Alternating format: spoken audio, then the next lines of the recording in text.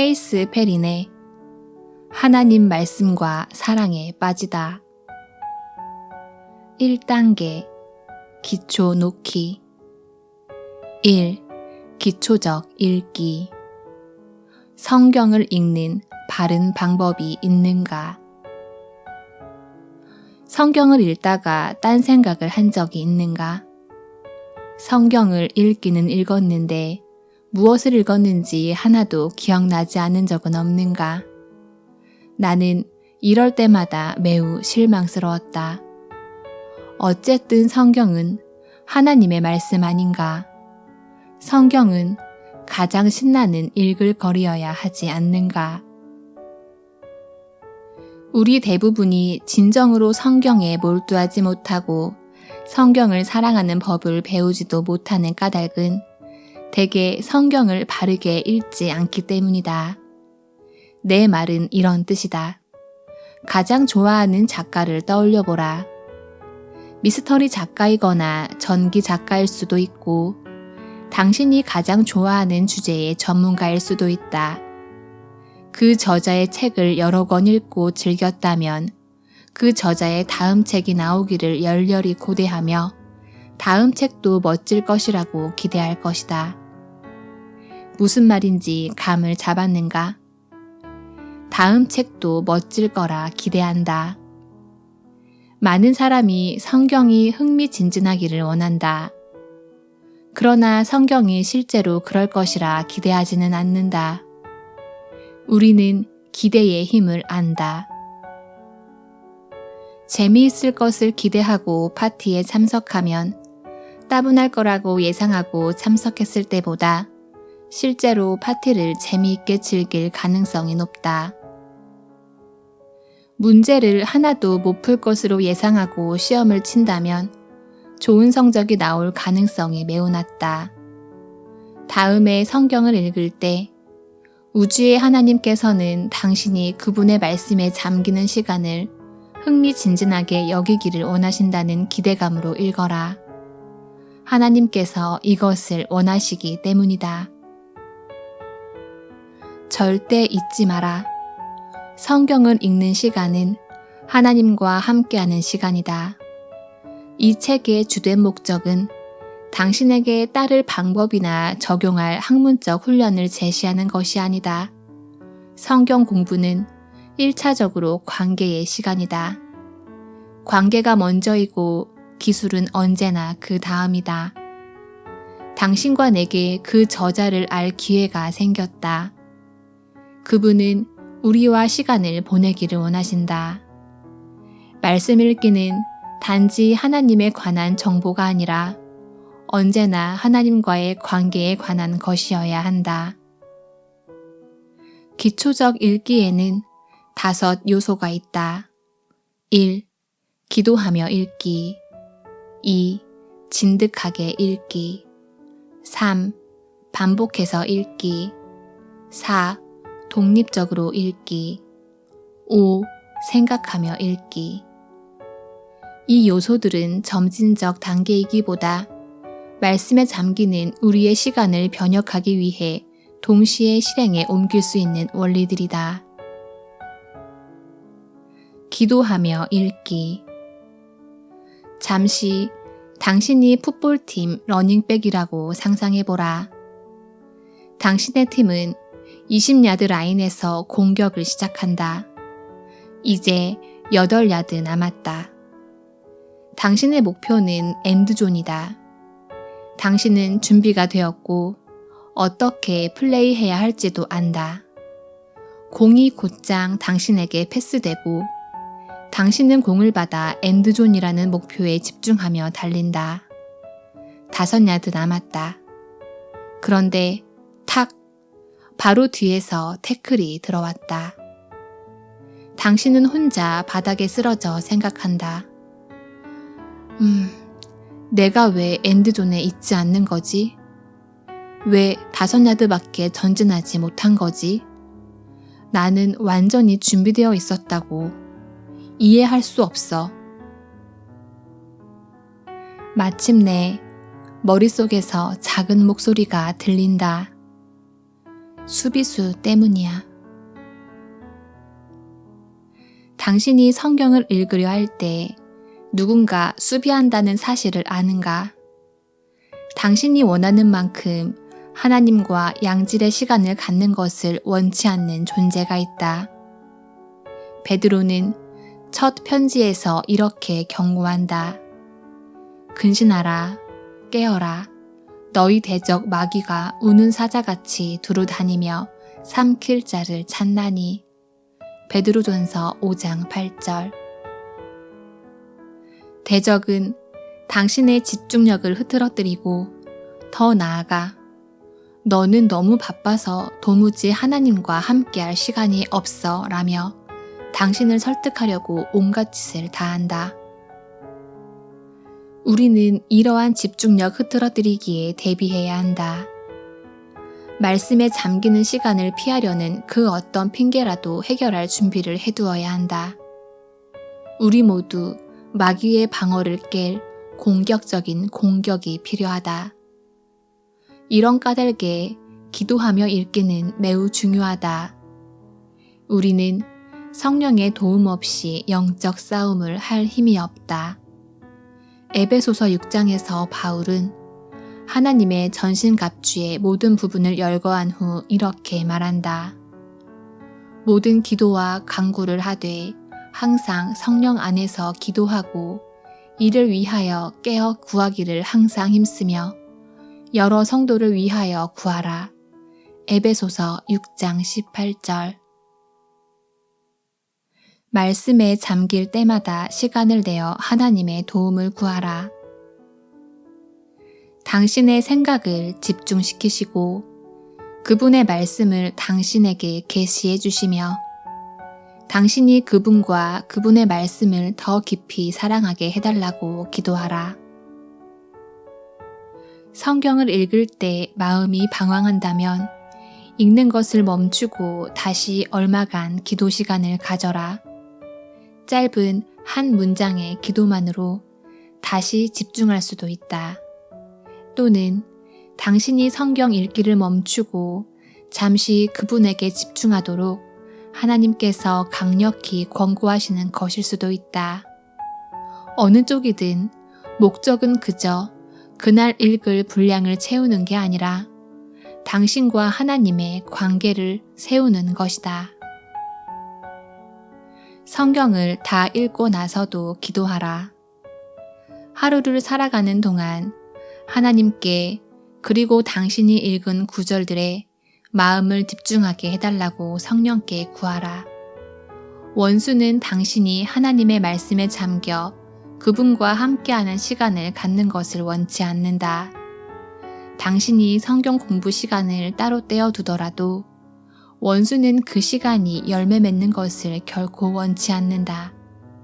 그러나 하늘 아버지께서는 그 무엇보다도 당신과의 관계가 활기차고 의미 있기를 원하신다. 하나님께서는 당신이 그분의 말씀에 잠기는 시간을 사랑하기 원하시며 이런 일이 당신의 삶에서 일어나게 하실 수 있다. 앞서 말했듯이 성경 공부는 1차적으로 관계의 시간이다. 기도하는 자세로 하나님의 말씀을 대하는 것이 그분 앞에 나아가는 첫 걸음이다.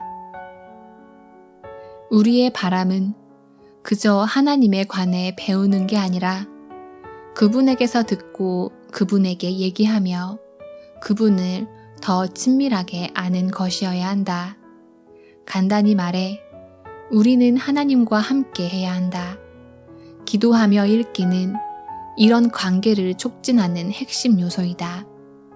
하나님의 말씀을 향한 사랑을 기르려 할 때도 기도하며 읽기가 필수이다. 진득하게 읽기. 마지막으로 성경의 한 책을 앉은 자리에서 다 읽은 게 언제인가? 나는 그리스도인이 되고 20년 동안 한 번도 이렇게 해본 적이 없다.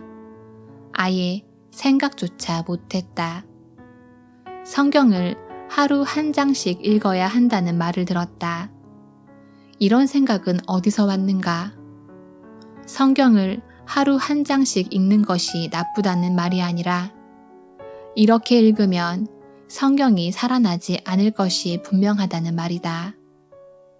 가장 좋아하는 작가의 소설책을 폈는데 하루 한두 페이지만 읽는다는 것을 상상할 수 있겠는가? 제 아무리 뛰어난 작가라도 그의 소설은 따분해지고 말 것이다. 성경 한 장을 읽는데 보통 2분에서 5분 정도 걸린다. 늘 이 정도 시간만 성경을 읽는다면 3시간 후에는 무엇을 읽었는지 기억하지 못하는 것이 이상하지 않다. 성경을 덮고 일상생활을 할 때라도 전체 메시지가 머릿속에 착 달라붙어 있게 하는 방식으로 읽어야 한다. 진득하게 읽기란 성경의 어느 한 책을 앉은 자리에서 단숨에 다 읽는다는 뜻이다. 그러려면 여러 시간이 걸릴 텐데 라고 생각할지 모른다. 실제로 성경에는 처음부터 끝까지 다 읽는데 30분이 채 안 걸리는 책이 그보다 더 걸리는 책보다 많다. 복음서와 창세기를 비롯해 여러 책은 다 읽는데 분명히 훨씬 많은 시간이 걸린다. 이런 책들은 크게 여러 부분으로 나눠 읽어라. 그러면 하루나 이틀, 며칠이면 다 읽을 수 있다. 진득하게 읽기의 목적은 어떤 책을 전체적으로 느끼는 것이다. 진득하게 읽기는 전체 메시지를 잘 이해하게 해준다. 아직은 세세한 부분을 일일이 살피는 것이 아니다. 기억하라. 지금은 큰 그림을 볼 뿐이다. 반복해서 읽기. 성경의 어느 책을 다 읽었으면 다음 날 다시 읽어라. 그 다음 날 또 다시 읽어라. 그 다음 날 또 다시 읽어라. 하나님의 말씀을 우리 마음에 두는 것이 목적이라면 하나님의 말씀에 푹 잠겨야 한다. 이 원리는 성경 공부에만 적용되는 게 아니다. 우리의 뇌가 이런 식으로 작동한다. 우리는 반복이 필요하다. 이런 까닭에 피아니스트들은 한 곡을 몸에 뵐 때까지 수없이 반복하고 골퍼들은 연습장에서 공을 몇 바구니씩 치고 또 친다. 반복하면 몸에 밴다. 성경의 새로운 책을 공부할 때마다 30일 동안 30번 읽고 시작하려 한다면 좋은 목표다. 너무하다 싶을지도 모르지만 한 달 후면 성경의 어느 책을 지금껏 알던 성경의 그 어느 책보다 잘 알게 된다. 이것이 반복해서 읽기의 힘이다. 반복해서 읽기는 이야기와 개념을 머릿속에 단단히 집어넣는다. 그래서 한 절씩 공부할 때면 이미 그 구절의 문맥이 머릿속에 들어와 있다. 성경의 긴 책들은 30일에 30번 읽을 수 없다. 그러나 이런 책은 대부분 하나의 이야기를 들려주므로 이렇게 많이 반복해서 읽지 않아도 줄거리, 등장인물, 사건을 잘 이해할 수 있다. 이런 책을 읽을 때도 한 달 동안 몇 차례 반복해서 읽은 후 한 절씩 깊이 공부하길 바란다. 처음에는 반복해서 읽기가 틀림없이 지루하리라고 생각될지 모른다. 그러나 각 구절을 이해하고 각 구절이 서로 어떻게 악의가 맞는지 이해하기 시작하면 성경이 어느 때보다 의미 깊고 흥미진진해진다. 내게는 지난 15년간의 성경 읽기가 첫 15년간의 성경 읽기보다 훨씬 흥미진진했다. 성경을 머릿속에 더 단단히 넣으려면 되풀이해서 읽을 때 같은 성경을 읽어야 한다. 같은 번역으로 읽을 뿐 아니라 같은 성경책으로 읽어야 한다. 이상하게 들릴 수도 있겠다. 그러나 같은 성경책을 사용하면 실제로 애쓰지 않고도 성경을 내면화하는 데 도움이 된다. 당신은 어떤 구절이 페이지의 어디쯤에 있는지 자동적으로 기억한다는 것을 알아차릴 것이다. 기초놓기 단계에서 구체적인 때에 의도적으로 다른 번역으로 읽어라. 그렇게 하면 그 책이 새롭게 보인다. 때로 다른 어휘들이 전에 이해되지 않던 구절에 적잖이 빛을 비춘다. 새로운 번역으로 읽은 후 다음 날은 늘 읽던 성경으로 돌아가라. 당신에게 이미 친숙해지는 단락들에 새롭게 얻은 통찰이 더해질 것이다. 하나만 당부하고 넘어가겠다. 반복해서 읽기의 중요성을 낮잡아 보지 말라. 열흘이나 보름 후 됐어. 이건 알았으니 다음으로 넘어갈 수 있겠어. 라고 말하고 싶은 유혹을 느낄 것이다. 하나님의 말씀이 오래오래 당신에게서 떠나지 않기를 바란다면 30일 내내 같은 말씀을 붙잡아라. 독립적으로 읽기. 성경을 읽을 때 어느 구절이 무슨 뜻인지 알아보려고 난회주나 주석을 계속 들여다보는가. 주석, 스터디 성경의 설명을 비롯한 참고 자료는 더없이 가치 있는 도구다. 그러나 많은 사람이 어떤 구절을 혼자 이해하려고 애써보기도 전에 이런 정보에 의존한다. 마치 자신에게는 은근히 이렇게 말하는 것과 같다. 나 혼자서는 성경을 이해할 수 없어. 모든 것을 내게 설명해줄 성경학자가 필요해. 완전히 틀린 말이다. 이렇게 이해해보자. 하나님께서는 당신이 그분을 알기 원하신다. 당신이 하나님의 말씀을 대할 때 하나님께서는 당신이 그분의 말씀을 이해하기 원하시며 당신에게 친히 자신을 계시하시기를 원하신다. 바울이 에베소의 그리스도인들에게 보낸 편지에서 다음 구절을 보자. 우리 주 예수 그리스도의 하나님, 영광의 아버지께서 지혜와 계시의 영을 너희에게 주사 하나님을 알게 하시고 너희 마음의 눈을 밝히사 그의 부르심의 소망이 무엇이며 너희로 알게 하시기를 구하노라. 에베소서 1장 17, 18, 19절. 성경 공부 도구를 지나치게 의존하면 전능하신 하나님께서 친히 주시는 계시를 받을 기회를 놓친다. 기초 놓기 첫 2, 3주 동안 배경 연구 때 외에는 성경 공부 도구를 피하라. 이들 도구는 성경 공부 과정의 좀 더 깊은 단계에서 중요한 역할을 할 것이다. 그러나 진정으로 하나님의 말씀과 사랑에 빠지고 싶다면 그저 성경의 이야기에 잠기는 데서 시작해야 한다. 그러지 않고 곧바로 세세한 부분을 공부하고 다른 사람들의 통찰에 의존한다면 두 가지 덫에 빠질 위험이 있다. 첫째, 성경을 단지 정보 취득을 위해 읽는 교과서로 볼 위험이 있다. 그렇게 되면 성경 읽기가 하나님과 함께하는 시간이 아니라 하나님에 관한 정보를 얻는 시간이 되고 만다. 둘째, 이렇게 접근하면 성경 공부 도구에 성경과 동일한 권위를 부여할 위험이 있다. 누군가 이렇게 말하는 것을 들은 적이 있다. 우리가 주석에 관해 늘 기억해야 할 것이 있다. 주석은 성경에 대한 또 다른 그리스도인의 논평일 뿐이며 그것이 곧 성경 자체인 것은 아니다. 내 친구 한 명은 이 두 번째 덫을 의도적으로 피하려고 작은 규칙을 하나 만들었다. 그는 어떤 성경 구절에 관련 주석을 펴기 전에 그 구절을 10번 읽는다. 이렇게 하면 다른 사람의 논평을 읽기 전에 성경 구절이 머릿속에 새롭게 자리 잡는다.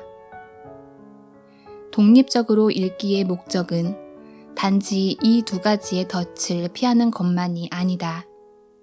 성경을 독립적으로 읽으면 여러 복이 따라온다. 무엇보다도 하나님께서 그분 자신의 일부를 당신에게 친히 계시하셨다는 깨달음에 비견할 경험은 없다. 성경을 읽는데 갑자기 한 구절이 앞뒤로 연결되고 이해될 때 자신이 하나님과 엄청 가까워졌다고 느낄 수 있다. 주석을 보거나 설교를 듣는데 하나님께서 그들에게 보여주신 것과 정확히 똑같은 것을 당신에게도 보여주셨음을 깨달을 때 엄청난 기쁨이 있다. 성경을 읽다 보면 이해하기 어려운 구절이 틀림없이 있다. 주석은 이런 구절을 이해하는 데 도움이 된다. 그리고 성경 공부 도구를 이용해 인물, 장소, 시대와 관련해 더 많은 정보를 얻을 수 있다. 그러나 독립적으로 읽기에서 핵심은 하나님께서 당신과 단둘이서 시간을 보내기 원하신다는 것이다. 그분에게만 시간을 들여라. 후회하지 않을 것이다. 생각하며 읽기. 성경 읽기를 논할 때 여러분은 성경을 읽으면서 딴 데로 돌아다니는 마음과 씨름한 적이 있습니까? 라고 질문하면 사람들은 늘 고통스럽게 한숨을 지으며 고개를 끄덕인다. 당신도 지금 그랬는지도 모르겠다. 성경을 공부하는 사람들이 가장 공통적으로 겪는 문제다. 기도하며 읽기에서 말했듯이 원수는 우리가 성경에 집중하는 것을 막으려고 수단 방법을 가리지 않는다.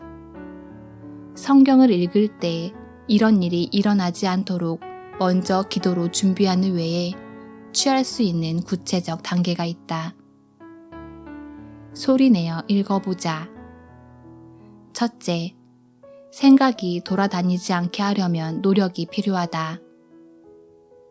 생각하며 읽기에 노력을 쏟을 때 이것은 우리가 성경을 읽는 방식으로 붙박이게 된다. 내가 집중하는 데 가장 도움이 된 방법은 소리내어 읽는 것이다. 성경을 소리내어 읽어보았는가? 나는 그리스도인이 된 지 15년이 되도록 한 번도 그렇게 해보지 않았다. 소리 없이 읽으면 모든 구절이 같은 소리, 즉 변화가 없고 단조로운 소리를 내는 경향이 있다. 소리내어 읽으면 구절에 담긴 감정이 들린다. 저자의 연민, 좌절, 슬픔, 기쁨 등이 느껴지며 저자가 그 구절을 직접 우리에게 말하는 광경을 실제로 그려볼 수도 있다. 소리내어 읽으면 뇌가 성경을 한 번 더 받아들여서 기억하기가 한결 쉬워진다. 어떤 정보이든 읽고 들은 것은 읽기만 한 것보다 훨씬 많이 기억된다는 것을 여러 연구가 보여준다. 질문을 던지며 읽어보자. 둘째, 생각하며 읽기에 또 다른 요소는 여러 시각으로 읽는 것인데 가장 손쉬운 방법은 읽는 내내 머릿속으로 질문하는 것이다. 빌립보서를 예로 들어보자. 빌립보서를 읽으며 어느 날은 바울은 이 편지를 쓸 때 어떤 느낌이었을까 하고 물을 수 있겠다. 다음 날은 빌립보 교회에 앉아 처음 낭독되는 이 편지를 들을 때 어떤 느낌이었을까 라고 물어보고 셋째 날은 나를 비롯해 주변 사람들이 이 편지의 메시지를 살아낸다면 내 가족이 어떤 모습일까? 이렇게 물을 수도 있겠다. 읽는 동안 집중을 돕는 다른 질문도 생각해보라. 우리는 어떤 구절을 똑같은 방식으로 읽기보다 날마다 다른 각도에서 읽을 때 더 쉽게 집중하고 더 많은 것을 도출한다. 성경을 새롭게 말할 거리라고는 없는 단조로운 책으로 믿게 하려는 것은 원수의 속임수이다. 이보다 진실에서 벗어난 것은 없다. 기도하며 읽기, 진득하게 읽기, 반복해서 읽기, 독립적으로 읽기, 생각하며 읽기. 이 5가지 기술을 활용하면 하나님의 말씀을 이해하고 사랑하며 내면화하는데 큰 진전이 있을 것이다. 하나님께서 늘 의도하시듯이 성경이 놀라운 관계 건축자가 되리라고 곧 기대하게 될 것이다. 케이스 페린의 하나님 말씀과 사랑에 빠지다 1단계 기초 놓기 중에서